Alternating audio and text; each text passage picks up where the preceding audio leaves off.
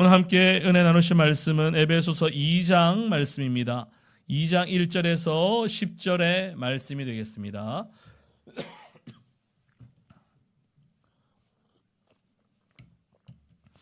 에베소서 2장 1절에서 10절 말씀입니다. 신약성경 311페이지 또는 312페이지쯤에 있습니다.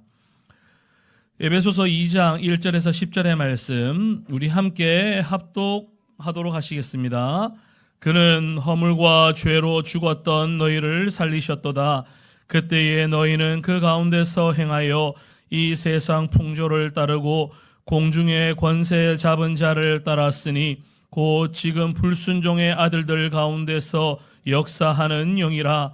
전에는 우리도 다 그 가운데서 우리 육체의 욕심을 따라 지내며 육체와 마음에 원하는 것을 하여 다른 이들과 같이 본질상 진노의 자녀이었더니 긍휼이 풍성하신 하나님이 우리를 사랑하신 그 큰 사랑을 인하여 허물로 죽은 우리를 그리스도와 함께 살리셨고 너희는 은혜로 구원을 받은 것이라.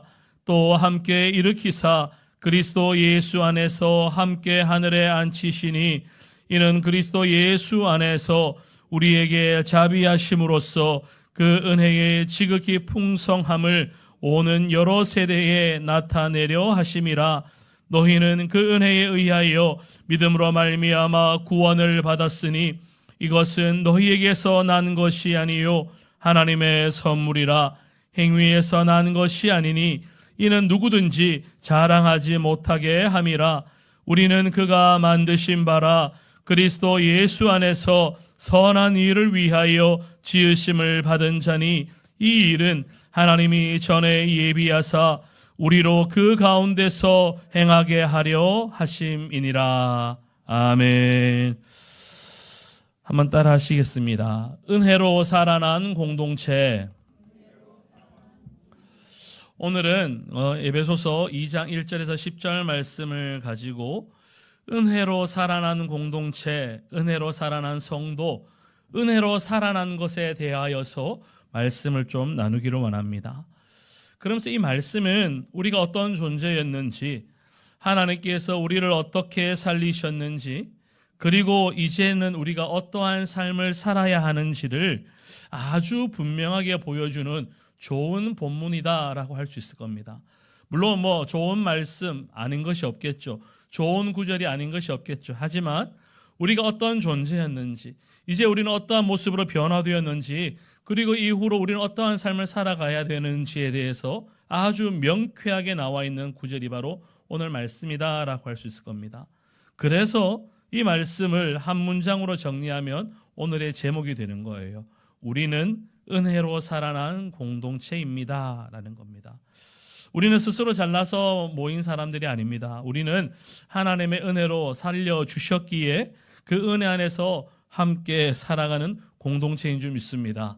그 은혜 안에서 함께 말씀을 나누기를 원하는데, 첫 번째는 한번 따라 하시겠습니다. 우리는 허물과 죄로 죽었던 존재였습니다.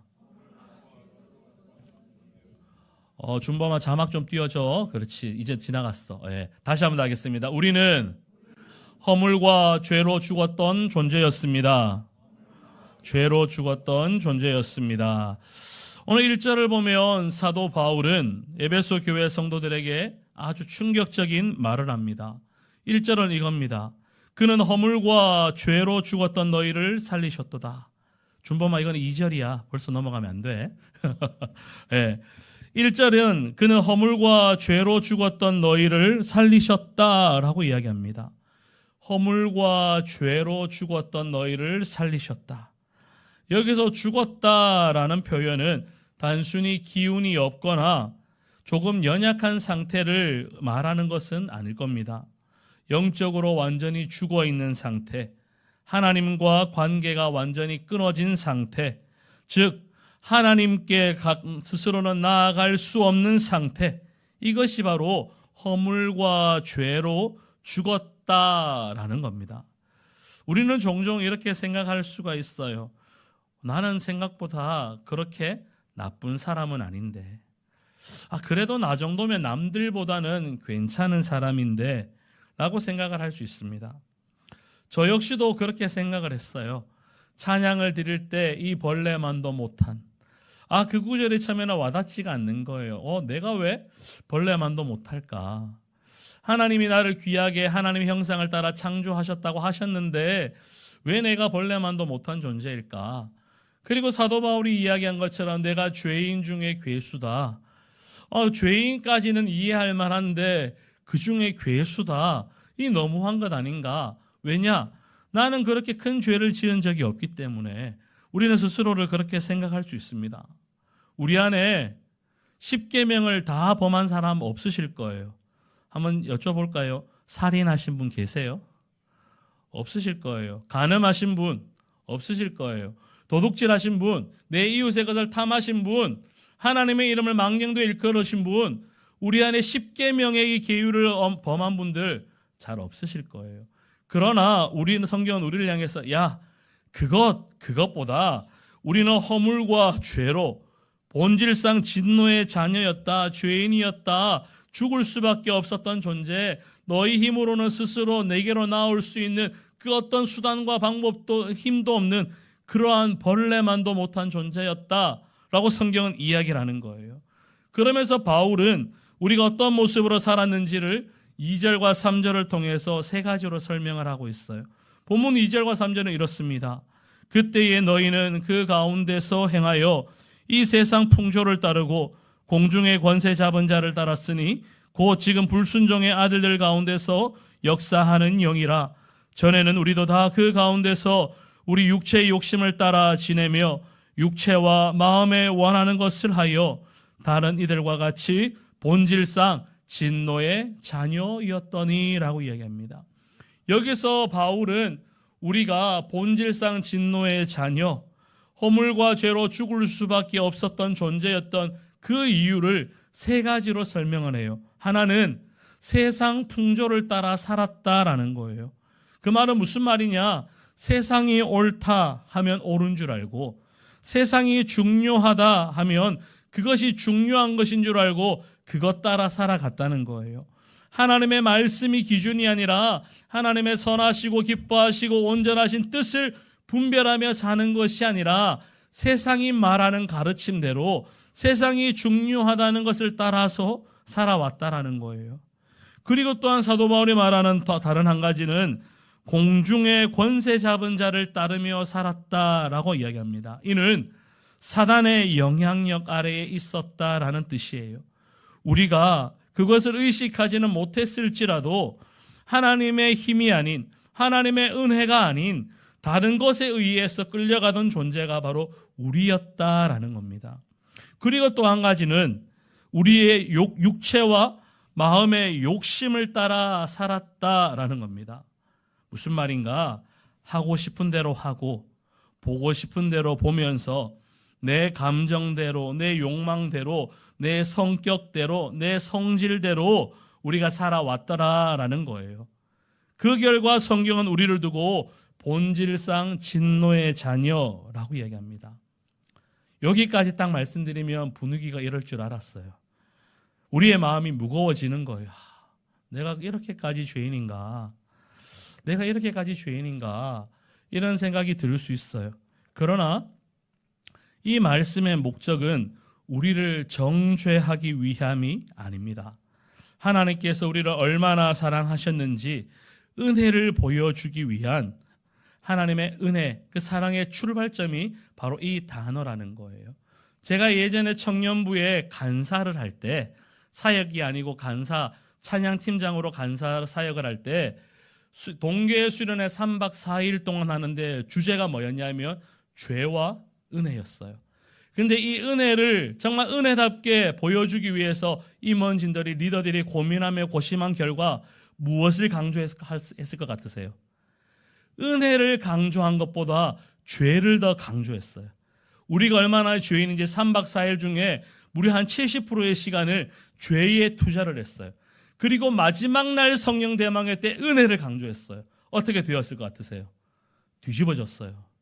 죄를 이야기를 할 때는 청년들이 부담이 돼가지고 왜 우리가 그런 이야기를 들어야 됩니까? 얼굴이 막 죽상이 되고 무거워가지고 힘들어하는 거예요.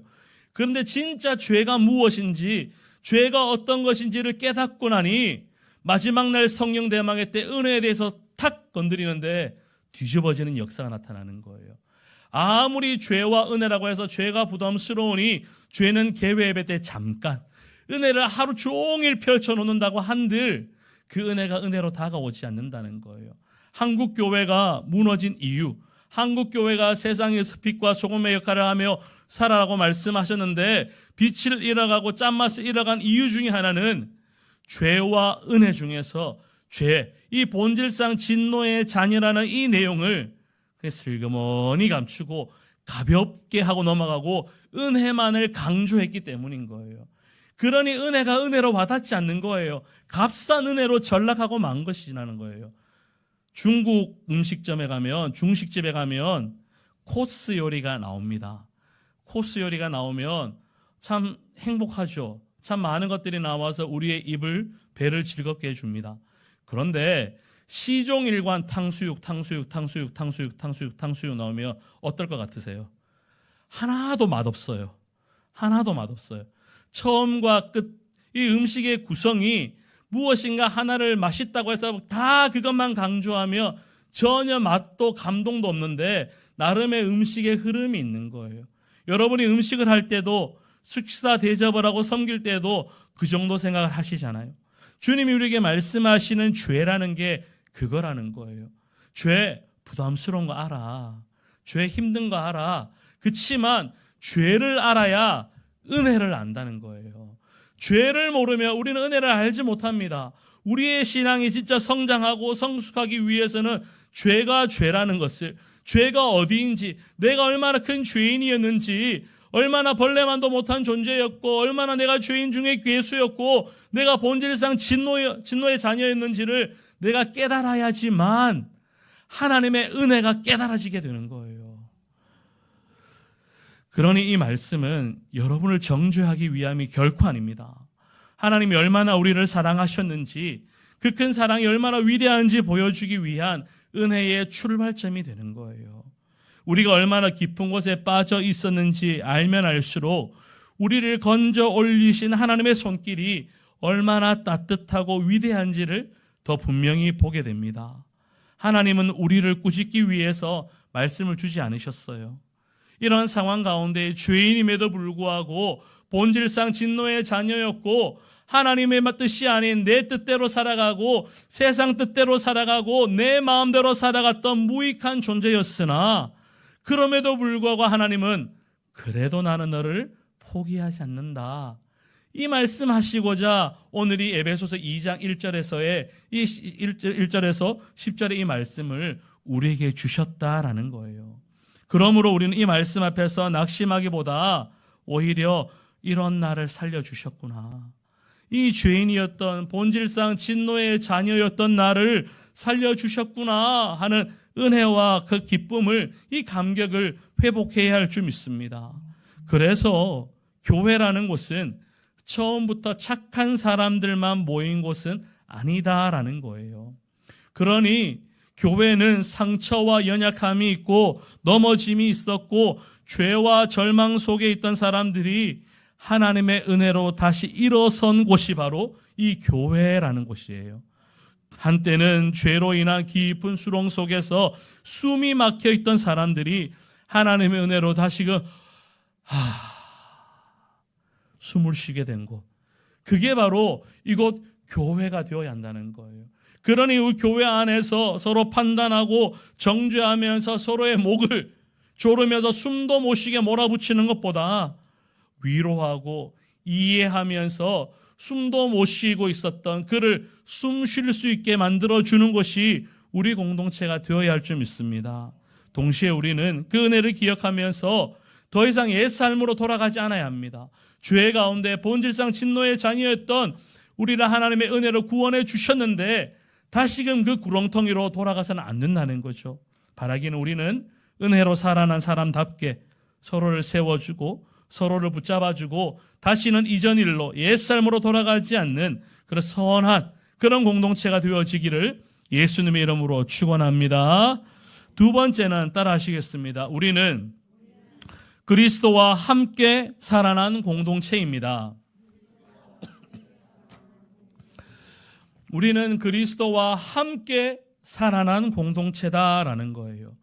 그런데 오늘 에베소서 2장에서는 아주 놀라운 전환이 일어납니다. 4절을 보면 이렇게 시작합니다. 긍휼이 풍성하신 하나님이라고 이야기합니다. 조금 전까지만 해도 우리를 향해서 참 마음이 힘든 이야기를 했어요. 너희는 본질상 진노의 자녀다. 너희는 세상 풍조를 따라 살아갔다. 너희는 너희 마음대로 원하는 대로 보고 싶은 대로 생각하고 싶은 대로 살면서 너희는 진노의 자녀였다. 그래서 너희는 죽을 수밖에 없었고 아니 이미 죽은 존재였다 라고 이야기를 하면서 우리의 마음을 무겁게 합니다. 더 이상 희망이 없는가, 소망이 없는가, 살아날 구멍은 없는가, 절망하는 그 마음 가운데 뭐라 말씀하시느냐? 4절에 긍휼이 풍성하신 하나님이 라고 이야기하면서 우리 인생의 방향을 완전히 바꾸어 놓는다는 거예요. 우리는 죽어 있었지만 하나님이 먼저 움직여 주셨어요. 우리는 사망의 음침한 골짜기에서 길을 잃고 방황하고 있었지만 주님이 우리를 사랑하심으로 우리 가운데 다가오셨다라는 말씀이에요. 본문 4절과 5절 우리 다 같이 한번 읽어보겠습니다. 시작.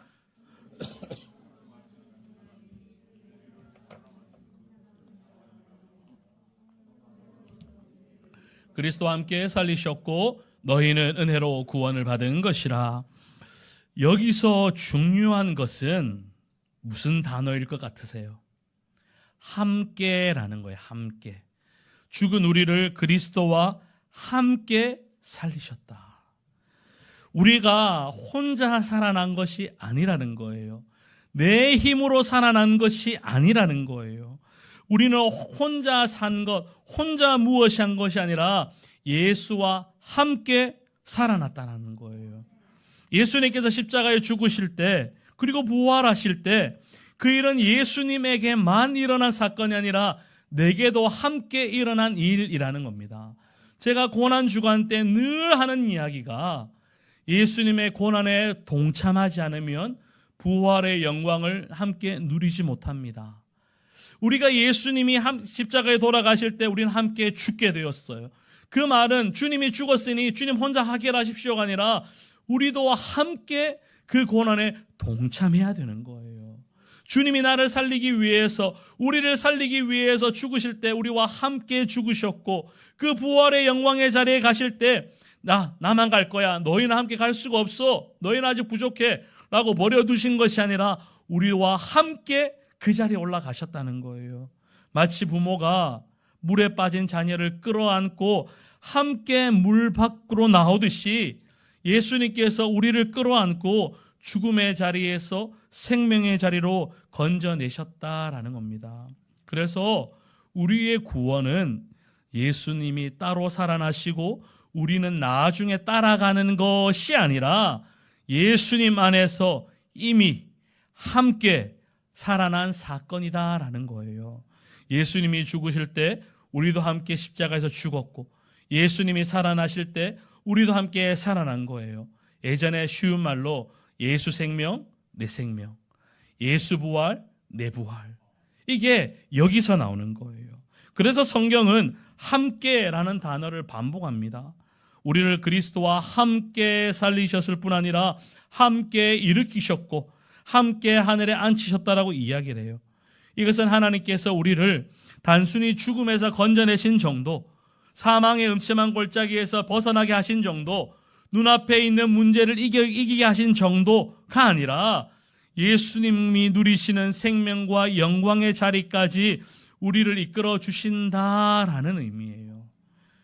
그러니 우리가 얼마나 귀한 자들입니까? 그래서 우리는 더 이상 옛 모습에 묶여서 살아가는 형편없는 존재, 본질상 진노의 자녀, 그냥 죄 가운데 있는 그런 존재가 아니라 그리스도와 함께 새로운 자리로 옮겨진 복덩어리가 되는 거예요. 그냥 복덩어리 기복적인 마음으로 제가 말씀드리는 게 아니에요. 우리의 신분이 새로워진 거예요. 그냥 기분이 조금 좋아진 것. 야, 예수 믿으니까 그냥 기분이 좋아. 남들은 일요일 아침에 그냥 집에서 잠만 자고 있는데 이 아침 일찍 일어나서 나오니 기분이 상쾌하니까 너무 좋다. 좋은 말씀 들으니까 내 마음이 너무 좋다. 교회에서 맛있는 음식 좀 먹으니까 내가 행복하구나. 이런 정도가 아니라는 거예요. 신앙은 기분이 좋아지는 정도가 아니라 신분의 변화가 일어나는 거예요. 예수님이 함께 우리를 붙들고 가시기 때문에 우리의 삶은 변화가 있을 수밖에 없는 겁니다. 죄인이었던 우리가 하나님의 자녀가 되었고 죽었던 우리가 생명을 얻게 된 거예요. 이 사실이 믿어지는 은혜가 있게 되시기를 예수님의 이름으로 축원합니다. 그리고 이 모든 것은 무엇 때문이냐? 우리의 노력 때문은 아니다라는 거예요.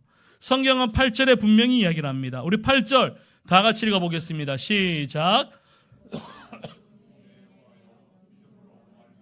구원을 받았으니 이것은 너희에게서 난 것이 아니요 하나님의 선물이라. 아멘. 우리는 그냥 선물을 받았을 뿐이에요. 그래서 자랑할 것이 없어요. 그래서 서로 비교할 이유도 없는 거예요. 우리 모두 같은 자리에서 출발했습니다. 무슨 자리입니까? 죽었던 자리예요. 본질상 진노의 자녀였던 그 죽음의 자리에서 출발했으나 하나님의 은혜로 살아났을 뿐이라는 거예요. 그러므로 우리 교회는 은혜를 나누는 공동체가 되어야 합니다. 서로 정죄하지 마세요. 서로 비난하지 말고 너도 죽었고 너도 나도 죽었는데 예수와 함께 살아났으니 얼마나 감사한 일이에요. 우리 안에 이런 게 있어야 돼요. 따라합시다. 전우회. 전우회가 있어야 되는 거예요. 함께 죽었다가 살아났는데 얼마나 좋은 일이에요. 군대 가면, 죄송해요, 군대 이야기하면 여자들 싫어한다는데 군에 가면 꼭 요맘때 하는 훈련이 있어요. 뭐냐면 혹한기. 혹한기가 있어요. 그리고 여름에 되면 유격훈련이라는 거래요. 군대 가면 그거 이상해요. 뭐냐? 혹한기를 같이 했다. 그러면 야, 너 군생활 좀 했네? 같이 인정을 해줘요. 그리고 유격을 갔다 왔다. 야, 너 유격까지 했구나. 인정을 해줘요. 근데 유격도 하지 않고 혹한기도 하지 않고 하면 야, 저거 군생활 날로 했네. 근데 혹한기와 유격을 하면서 왜 그것을 야, 너 그래도 좀 제법 군생활 했구나 인정해주고 이해해 주는가 하면 그게 힘들거든요. 저도 1회배도 혹한기하고 유격훈련 다 했어요. 유격훈련 제가 군생활 했던 게 육군 3사관학교였는데 거기가 사관생도 훈련시키는 곳이라서 유격장이 장로님 아실지 모르겠어요. 화산유격장. 예, 화산유격장 악명 높은 유격장인데 거기서 암벽 레펠도 했어요. 이래 암벽에서 타고 내려오는 거 무서워 죽을 뻔했어요. 너무너무 무서웠어요. 그래도 해야 되니까 했어요. 근데 그거 하고 나니까 부대원들이 야, 너 이제 군생활 좀 했구나 인정해 주는 거예요. 왜 인정해 주겠어요? 함께 그 시기를 지나왔기 때문에. 혹한기 때는 너무 추웠어요. 군에는 안 그래도 뭘 입어도 춥고 뭘 해도 춥고 다 추운데 가뜩이나 추운데 바깥에서 자야 되니까 너무너무 추웠거든요. 근데 그 할 때 왜 하필이면은 배식 올 때 아직까지 잊을 수가 없어요. 숟가락 젓가락을 안 들고 왔어요. 배식 담당이. 그 밥은 왔는데 숟가락 젓가락이 없어요. 어떻게 먹었을 것 같으세요? 손으로 먹기도 하고 고참들은 진짜 산에서 나무를 깎아가지고 진짜 나무 젓가락을 만들어서 먹기도 하고 그래 먹었어요. 먹는 모습이 얼마나 개걸스러운지 아세요? 손으로 먹고 산에서 나무 깎아서 먹고 이러니까 얼마나 개걸스러운지. 근데 다들 그 모습 보고 그냥 낄낄낄낄 거리는 거예요. 그러면서 갔다 오니까 우리는 하나가 되는 거예요. 그렇게 고생을 하니까 전우회라는 게 생기는 거예요. 제가 이 말씀을 드리는 이유가 무엇인가 하면 우리는 다 죽다가 살아온 전우회가 있어야 되는 거예요. 정말 사망의 음침한 골짜기에서 너도 죽을 뻔했고 나도 죽을 뻔했고 저 사람도 죽을 뻔했고 나도 죽을 뻔했는데 예수 그리스도의 은혜로 함께 살아났으니 우리가 그 은혜를 잊어서는 안 된다는 거예요. 조금 살만하니 물에 빠진 놈 건져냈더니 뭐 달라 한다고 이제 조금 살만하니 이제 거기서 야 그래도 내가 너보다는 1분 먼저 나왔어. 내가 너보다 한 달 먼저 사망의 음침한 골짜기에서 빠져나왔는데 나한테 선배 대접해야 되지 않겠어? 농공행상 이것을 따지기 시작하라면 주님이 뭐라 말씀하시겠어? 야, 건져낸 건 난데 너가 왜 생색내고 있어? 라고 하실 거예요. 우리가 신앙생활이 무너지고 공동체가 흔들리고 이 땅에서 교회가 지탄받는 이유는 바로 이것을 잊어버렸기 때문인 거예요. 함께 죽다가 살아났고 함께 사망의 음침한 골짜기에서 벗어났다는 그 모든 공로가 내게 있는 것이 아니라 예수께 있음을 안다면 서로 손가락질하지 않는다는 거예요. 품어낼 수밖에 없는 거예요. 야, 나도 살아났는데 너도 살아났구나. 얼마나 감사할 일이냐. 서로 품을 수밖에 없다는 거예요. 이것이 진짜 바로 은혜로 살아난 공동체의 모습이 됩니다. 바라기는 우리 교회가, 우리의 신앙 공동체가 예수 그리스도와 함께 살아난 공동체가 되어서 정말 그 전후의 안에서 함께 회복과 용서 그리고 다시 일어날 기회를 얻는 진짜 복덩어리 공동체가 되어지기를 예수님의 이름으로 축원합니다. 마지막 세 번째는 따라 하시겠습니다. 우리는 선한 일을 위해 부르심을 받은 공동체입니다. 은혜로 살아난 우리의 삶은 어떻게 흘러가야 하겠습니까? 혹시 우리 안에 이렇게 생각하는 분이 계실지도 몰라요. 어차피 은혜로 구원받았으니, 이미 은혜로 구원받아서 사망에서 생명으로 옮겨졌으니 이제는 내 마음대로 살아도 되는 것 아닌가. 그러나 성경은 절대 그렇게 말하지 않습니다. 10절에 이렇게 말씀합니다. 우리는 그가 만드신 바라 그리스도 예수 안에서 선한 일을 위하여 지으심을 받은 자니라고 이야기합니다. 여기서 만드신 바, 지으심을 받은 자라는 것은 걸작품, 명품이다라고 말씀하고 있는 거예요. 하나님께서 죄로 망가졌던 인생을 다시금 빚어주셔서 하나님의 작품으로 만들어주셨다라는 거예요. 우리가 죄 가운데 있을 때, 본질상 진노의 자녀였을 때 우리의 모습이 멀쩡했을 거라 생각을 하십니까? 얼마나 형편이 없었겠어요. 그것을 예수님이 함께 살려주실 때 그냥 누더기 인생으로 살려주신 것이 아니라 명품 인생으로, 걸작품으로 다시금 만들어 주셨다는 거예요. 그렇다면 그 목적은 선한 일을 위해서 쓰임을 받아야 하는 거예요. 하나님께서 우리를 그냥 의미 없이 이 땅에 남겨두신 것은 아니라는 겁니다. 이미 우리가 하나님의 계획 속에서 구원받은 백성이라 하지만 그 구원함을 얻은 신앙인은 남아있는 인생길 가운데 하나님의 영광을 위하여서 선한 길을 걸어가도록 주님 이미 그 길을 예비하시고 우리를 부르고 계신다는 거예요. 야, 내가 너를 살린 것, 내가 너와 함께 살아난 것, 너에게 새로운 생명을 준 것, 선한 일을 위함이야. 이제 그 일을 위해서 너가 좀 살아줬으면 좋겠어 라고 우리를 불러주시고 사명을 주시고 대사로서, 주님의 자녀로서, 제자로서 우리를 부르시고 보내신다라는 거예요. 우리가 어디에서 살든지, 어떤 자리에서 일하든지 그 자리에서 하나님을 드러내며 살아가도록 길을 예비해 두셨다라는 거죠. 그래서 우리는 방향 없이 떠도는 인생이 아닙니다. 하나님께서 준비하신 길을 따라서 은혜 안에 걸어가는 인생이다라는 거죠. 때로는 그 길이 작아 보일 수도 있어요. 아니, 눈에 보이지 않을 수도 있어요. 아니면 남들과 비교해 봤을 때 내게 부르신, 나를 초대하신 그 길이 작고 협소하고 초라해 보일 때도 있죠. 그러다 보면 세상 사람들은, 이 구원의 확신이 없는 사람들은 어디에서 와서 왜 살며 어디로 가는지 알지 못한 채 인생을 허비하고 낭비하다 허무하게 삶을 마무리하곤 합니다. 그러나 우리는 이미 하나님의 은혜로 구원함을 받았고, 그래서 어디에서 와서 왜 살며 어디로 가는지 그 삶의 방향과 목적, 그 향방 없는 그 방향이 아니라 분명한 표대를 향해 나아가는 인생이기 때문에 우리의 삶은 구별되어야 한다는 거예요. 저와 여러분, 바로 우리는 바로 그 길을 따라 살아가도록 하나님께서 친히 부르신 하나님의 자녀인 줄 믿습니다. 그러므로 구원은 성도에게 있어서 끝이 아니라 이제 시작이라는 거예요.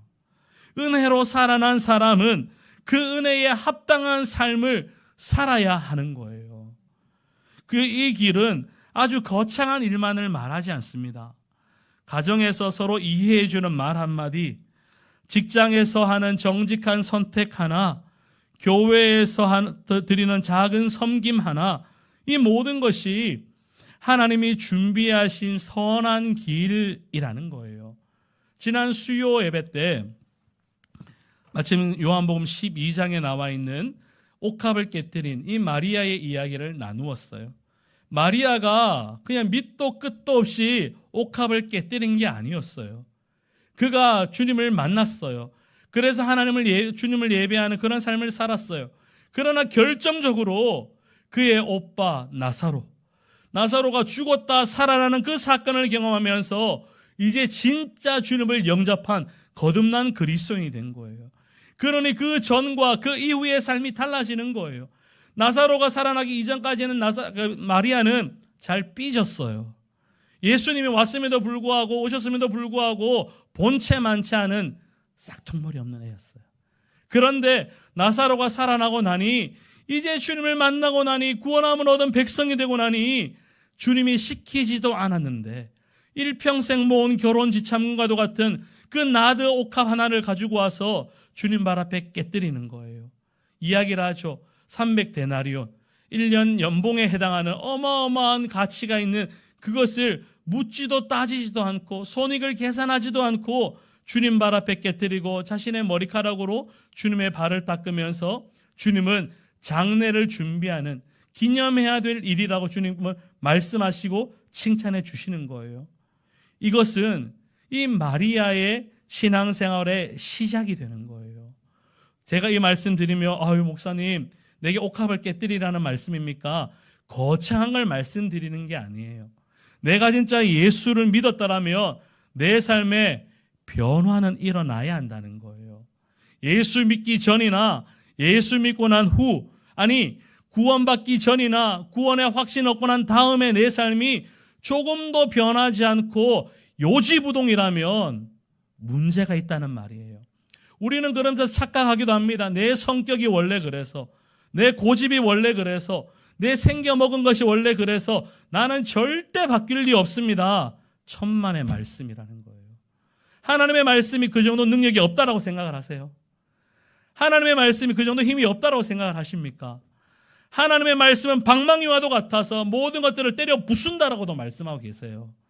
하나님의 말씀이 우리의 마음을 때려 부셔서 가루가 되게 하기 전에 스스로 바뀌어야 되는 거예요. 흔히 하는 말로, 속된 말로 맞고 바뀔래, 그냥 바뀔래 하는 거예요. 내 성격, 내 고집, 막말로 우리 안에 성격 없는 사람 어디 있어요? 고집 없는 사람 없잖아요.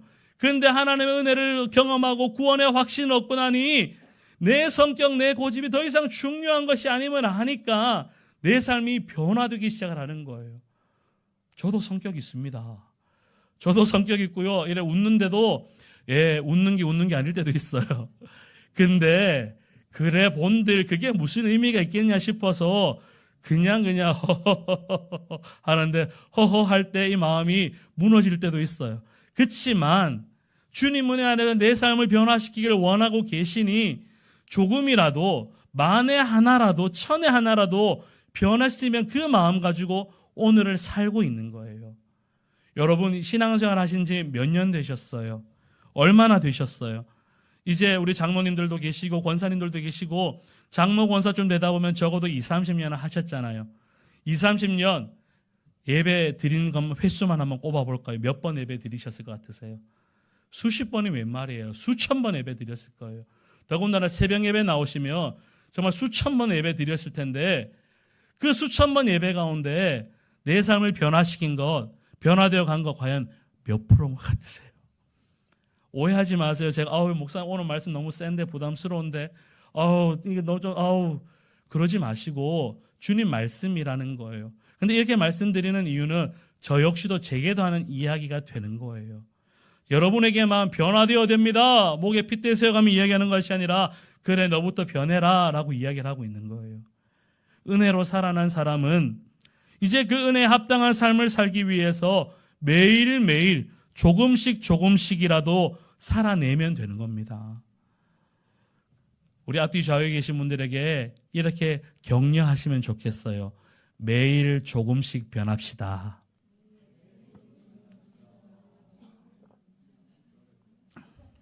자, 지금 요 웃는 모습 기억하시고, 자, 이제 또 이번에는 이렇게 인사하시겠어요.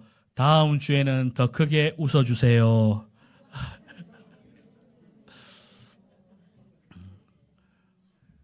제가 거창한 걸 요구하지 않잖아요. 대단한 걸 말씀드리지 않잖아요. 여러분한테 우리 땅끝까지 선교하러 갑시다 말씀드리지 않잖아요. 교회 빚이 많으니까 집 문서 팔아서 헌금하세요 라고 말씀드리지 않잖아요. 부담되는 말씀, 그거는 말씀드릴 이유가 없는 거예요. 그런데 우리의 삶이 조금씩 변화되자는 건 주님이 하시는 말씀이잖아요. 이 말씀이라면 조금 따라야죠.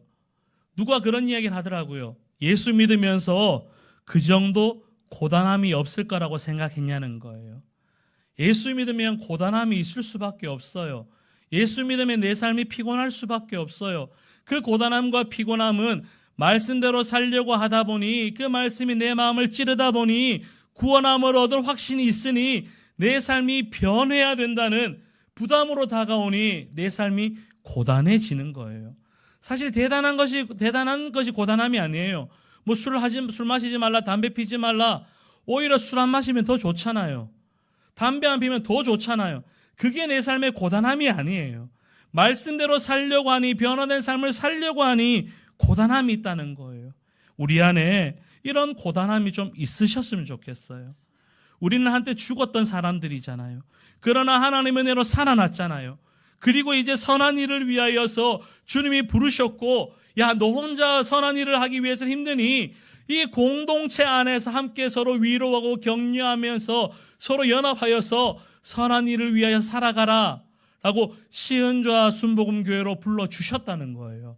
그러면 우리 안에서 선한 일을 위하여서 우리의 삶이 조금씩 매일이라도 변화되면서 조금 더 밝게 웃어주고, 변하는 그 사람 보면서, 야, 오늘 권사님을 보니 너무 힘이 난다.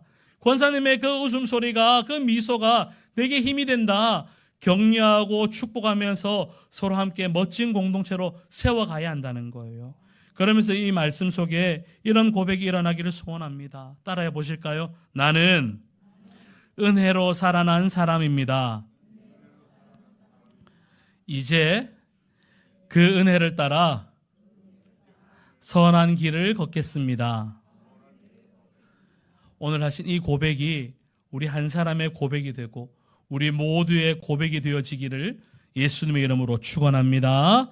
말씀을 마무리하면 오늘 우리는 세 가지 사실을 보았습니다. 하나는 우리는 한때 허물과 죄로 죽었던 존재였다라는 거예요. 그리고 다음은 하나님께서 그런 우리를 불쌍히 여기셨고 예수 그리스도와 함께 살려주셨다라는 겁니다. 그리고 마지막은 이제는 살려주신 그 은혜 안에서 우리는 선한 일을 위하여서 부르심을 받은 믿음의 공동체가 되었다라는 겁니다. 이 말씀은 우리를 무겁게 누르기 위한 말씀이 아닙니다. 오히려 우리를 일으켜 세우기 위한 주님의 초대이자 부르심입니다. 아직까지 내 마음속에 나는 여전히 부족한데, 나는 여전히 은혜가 없는데, 연약한데, 이런 말씀, 이런 마음이 드는 분이 계시다면 이렇게 기억하셨으면 좋겠어요. 하나님은 완벽한 사람을 불러서 쓰시는 것이 아니라 죽음 가운데, 사망 가운데 있는 사람들을 살리셔서 함께 하나님의 영광을 드러내기를 원하신다. 완벽한 사람 찾지 않으세요. 오히려 사망 가운데, 절망 가운데 있는 사람을 찾아오셔서 그와 함께 살아나시고 그를 통하여서 영광 받으시기 원하신다는 겁니다. 우리는 은혜로 살아난 사람임을 깨닫고 이제 앞으로 남아있는 인생은 하나님의 영광을 위하여서, 선한 일을 위하여서 우리의 삶을 드릴 수 있는 우리 모두가 되시기를 예수님의 이름으로 축원합니다. 아멘.